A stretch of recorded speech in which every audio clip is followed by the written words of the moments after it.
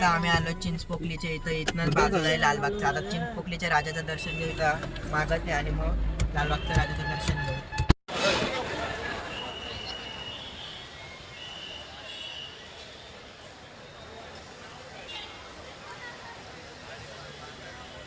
So guys plan मध्ये थोडा change झालेला आहे. आम्ही आता चाललोय लालबागच्या कमानीच्या इथं.